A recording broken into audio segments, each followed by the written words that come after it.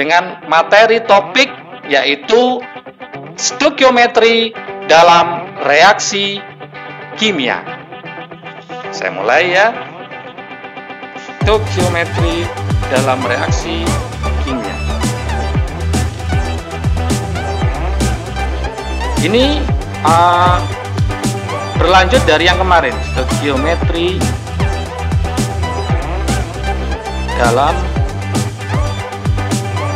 reaksi kimia.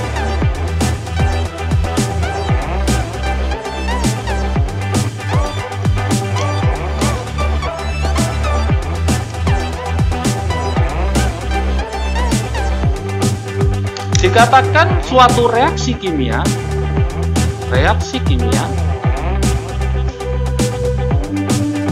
itu dia mempunyai dua, yaitu reaktan dan produk. Masih ingat? Kalau bahasa reaktan itu adalah reaksi. Kalau produk itu nama lainnya adalah hasil reaksi. Oke. Sekarang kita kasih contoh yang paling gampang aja ya. Misalkan saya punya natrium dimasukkan ke dalam air, yaitu H2O. Dia nanti akan berubah menjadi NaOH ditambah H2. Na ditambah H2 yang letaknya di sebelah kiri, inilah yang disebut dengan namanya reaktan atau yang reaksi tadi. Sedangkan di sebelah kanan ini namanya adalah produk. Jadi ada reaktan, ada produk. Dikatakan reaksi itu setara, itu jika apa? Jika jumlah atom di kiri itu sama dengan jumlah atom di kanan. Nah, kita cek sekarang contoh yang saya kasihkan tadi. Apakah jumlah atom di kiri sama dengan di kanan? Na-nya 1, Na-nya 1. Oke, sama.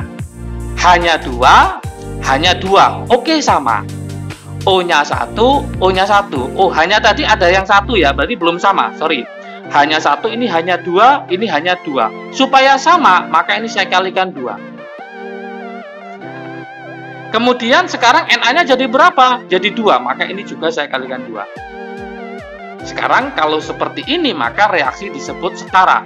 Berarti Na-nya ada 2, Na-nya ada 2, hanya ada 2, ini hanya 2 ditambah 2, berarti ini kurang 2, berarti hanya 4. O-nya ada 2, O-nya ada 2. Yang saya tulis angka 2, 2, 2, dan 1, ini disebut namanya koefisien reaksi. Jadi kalau saya tulis, nanti ada namanya koefisien reaksi. Yaitu angkanya berapa aja? 2, 2, 2, 1.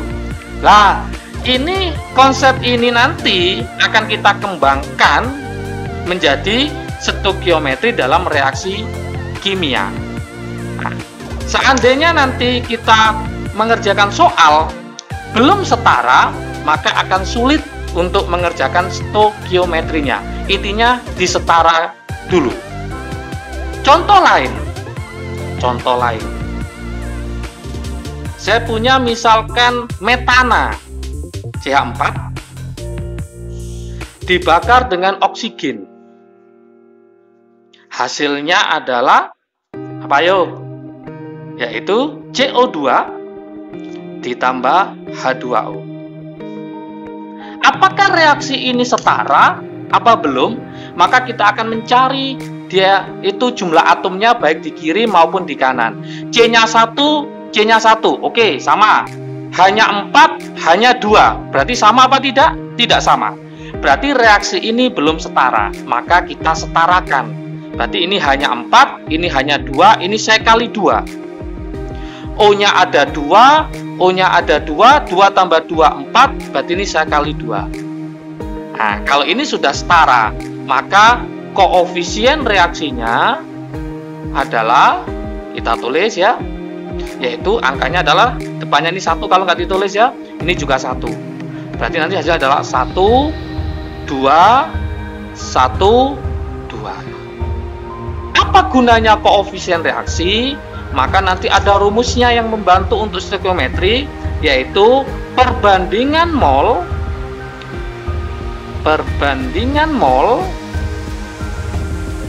itu menunjukkan perbandingan koefisien.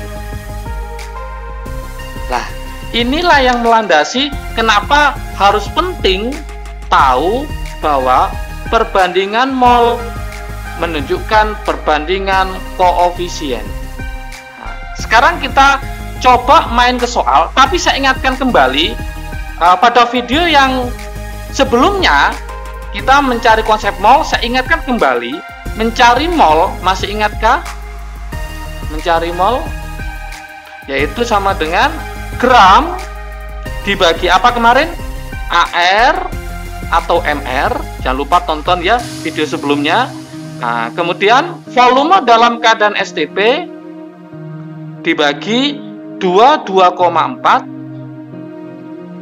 Kemudian partikel dibagi bilangan Avogadro, yaitu 6,02 kali 10 pangkat 23. Oke, ada lagi, ditambah lagi satu, yaitu M, molaritas. Itu adalah mol dibagi volume. Maka nanti mencari molnya adalah molaritasnya dikali volume. Inilah yang akan kita mainkan hari ini, yaitu stoikiometri dalam reaksi kimia. Coba kita bermain soal sambil melihat video ini. Silakan membuat coretan-coretan ya di kertas. Siapkan pulpennya, kita sama-sama belajar. Kita mulai contoh soal yang pertama.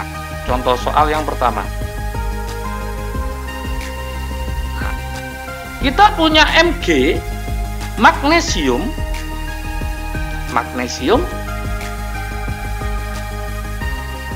2,4 gram direaksikan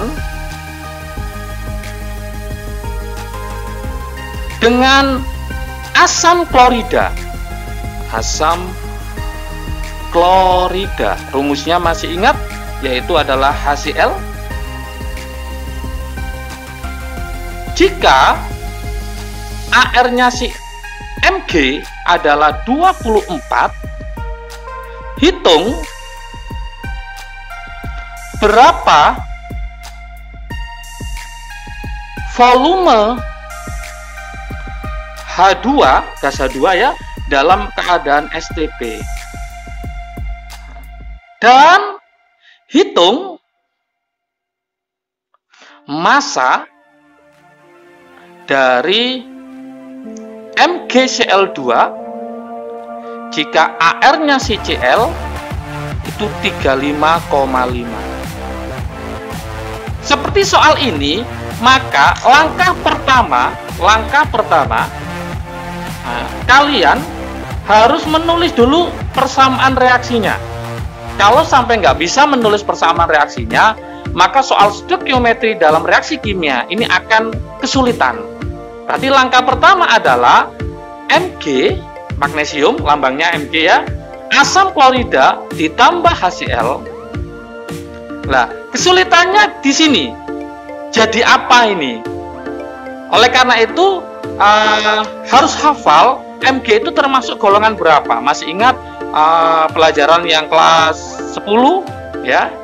Mg itu adalah golongan 2, maka plus 2. Cl itu adalah min 1. Supaya imbang, maka ini saya kalikan 2. Maka rumusnya menjadi MgCl2. Ini harus paham dulu. Ditambah apa? Karena H nanti akan dilepas menjadi gas, maka H itu nggak boleh H sendiri, tapi H2. Pertanyaan Kedua, apakah ini sudah setara? Kita cek Mg-nya 1, Mg-nya 1. Oke, sama. Hanya 1, hanya 2. Berarti nggak sama. Maka kita samakan. Maka ini saya kalikan 2. Cl-nya ada 2, Cl-nya ada 2. Udah sama. Oleh karena itu langsung bisa kita kerjakan. Tadi yang diketahui apa? 2,4 gram. Maka saya tulis di sini 2,4 gram. Yang ditanyakan, hitung berapa volume H2 dalam keadaan STP. Berarti ini yang ditanyakan, yaitu produk volume dalam keadaan STP. Kemudian yang di sini ditanyakan apa nih? Massa dari MgCl2. Berarti massa. Masih ingat satuannya yang kemarin adalah berarti dia berapa gram. Kembali ke video pembelajaran yang kemarin, yaitu 2,4 gram ini masih jadi gram. Ingat, konsepnya harus jadikan mol. Masuk ke mol, masuk ke rumah mol itu harus dibagi apa dikali? Dibagi. Maka ini kita bagi. Dibagi berapa? Dibagi AR-nya. AR-nya ada berapa ini? 24. Berarti dibagi 24. Ketemu 0,1 mol. Yang diminta adalah H2. Kita cek perbandingan koefisien. Ini angkanya 1. Ini angkanya 1. Sama. Maka berlaku miliknya molnya si Mg sama dengan miliknya H2. Maka ini saya tulis sama, yaitu 0,1 mol. Yang diminta volume. Dalam konsep mol kemarin yang saya terangkan, volume dicari itu dengan cara mol dikali volume, dia keluar. Sehingga 0,1 dalam keadaan STP dikali 22,4 liter. Maka ketemu 2,24 liter. Oke, mudah kan? Ya, ini ketemu ini. Sekarang yang ditanyakan adalah massa. Massa MgCl2. Ingat, ini koefisiennya 1, ini juga 1. Berarti sama. Berarti 0,1 mol miliknya Mg itu sama dengan MgCl2 juga. Berarti ini juga 0,1 mol. Yang diminta massa. Mol ke massa, masuk apa keluar? Keluar. Keluar berarti dikali. Berarti nanti mencari massanya adalah 0,1 dikali Mr. Mr dari siapa? MgCl2. Maka kita harus mencari MgCl2, yaitu caranya adalah Mg-nya tadi berapa? 24. Cl-nya ada berapa? 2. 2 dikali 35,5 ketemu 71. 71 ditambah 24 ketemu 95. Maka nanti 0,1 dikali 95. Maka ketemu 9,5 gram. Oke. Inilah jawabannya. Jadi ingat, untuk bisa kita menghitung stoikiometri dalam suatu reaksi kimia, langkah pertama harus menyetarakan reaksi, kemudian mencari koefisien reaksi, kemudian dibandingkan, kemudian yang ditanyakan apa sudah terjawab. Nah, oke, kita lanjutkan soal berikutnya, yaitu soal nomor 2. Soal nomor 2. Ya, saya buatkan lagi ya, sambil dipahami, sambil dilihat. Aluminium sebanyak 5,4 gram. Kita punya 5,4 gram aluminium direaksikan dengan asam sulfat. Berapakah volume H2 dalam keadaan STP jika AR-nya si aluminium adalah 27? Kita coba untuk menjawabnya ya. Langkah pertama seperti tadi. Langkah pertama, aluminium itu lambangnya apa? Aluminium lambangnya adalah Al. ini harus ngerti dulu. Ditambah asam sulfat itu apa? H2SO4. Nah, ini harus hafal juga. Nah, pertanyaannya jadi apa? Biasanya itu kesulitannya kalau jadi apa ini ya. Nah, kita cek lagi. Al itu golongan 3, berarti Al itu 3 plus, sulfat itu adalah SO4 2-. Belum imbang, maka ini saya kalikan 2, ini saya kalikan 3, sehingga nanti hasilnya adalah Al 2 SO4 3 kali ditambah H2. Setelah ini kita sudah tahu reaksi kimianya, langkah berikutnya ya itu adalah menyetarakan. Kita cek dulu Al1, Al-nya 2, berarti nggak sama, maka ini saya kalikan 2. SO4-nya 3, ini SO4-nya hanya 1, maka ini saya kalikan 3. Hanya 2 kali 3, 6, berarti saya kalikan 3. Jadi koefisien reaksinya adalah 2, 3, 1, 3. Yang diketahui apa?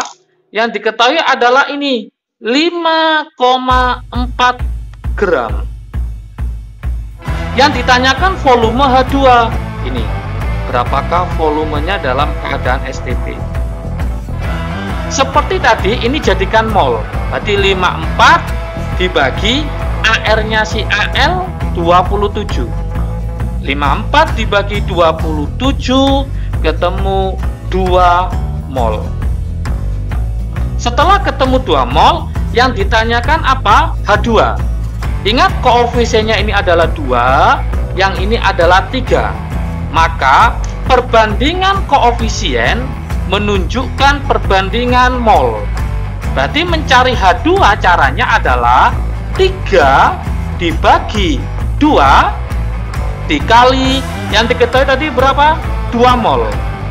Maka hasilnya adalah 3 mol. Ini masih mol, yang diminta volume dalam keadaan STP. Ingat, mol ke volume dia keluar, maka dikali. Jadi nanti 3 dikali 22,4 ketemu 67,2 liter. Inilah jawabannya. Soal yang ketiga, mungkin ada pertanyaan dari teman-teman semua. Kalau yang diketahui itu ternyata lebih dari 1. Soal tadi mulai dari nomor 1 sama nomor 2 yang diketahui hanya 1. Nah, di reaktannya. Sekarang kalau yang diketahui lebih dari 1, itu gimana? Nah, gitu ya. Maka saya buatkan soal berikutnya. Contohnya adalah 10,8 aluminium, ini gram ya, aluminium direaksikan dengan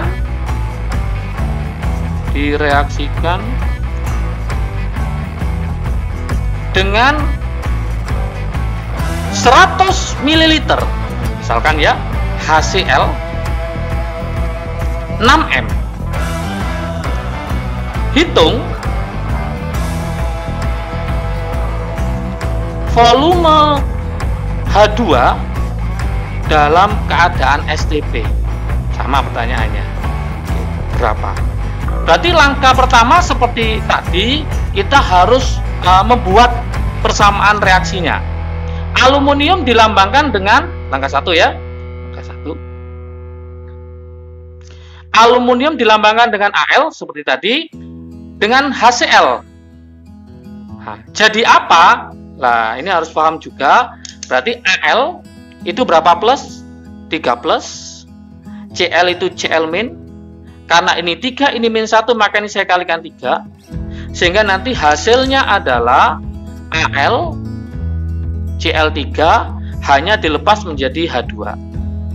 Lagi-lagi kita cek reaksi ini setara apa belum. Al-nya 1, Al-nya 1 oke. Cl-nya 3, Cl-nya 1. Hanya 2, sehingga nggak sama. Kita kalikan 2, Al-nya jadi 2, CL-nya jadi berapa sekarang? 6, berarti ini saya kalikan 6. Hanya 6, berarti ini saya kalikan 3. Berarti koefisiennya adalah 2, 6, 2, 3. Kemudian kita tulis apa aja yang diketahui. Ini adalah 10,8 gram. Kemudian yang ini 100 ml 6M. Yang ditanyakan volume dalam keadaan STP. Yang diketahui sekarang nggak 1 lagi, tapi 2. Maka nanti kita pakai rumus yang dinamakan dengan namanya PP. Apa itu PP? Yaitu bereaksi pembatas. Bereaksi pembatas. Gimana cara mencari bereaksi pembatas? Itu adalah nanti mol dibagi koefisien, cari yang paling kecil. Sekarang kita cek ini 10,8 gram dengan 100 ml 6M. Ini jadikan mol, maka dibagi AR. AR-nya AL tadi sudah kita lihat di soal nomor 2 di sini, yaitu 27, sehingga nggak saya tulis di sini, maka kita bagi menjadi 27.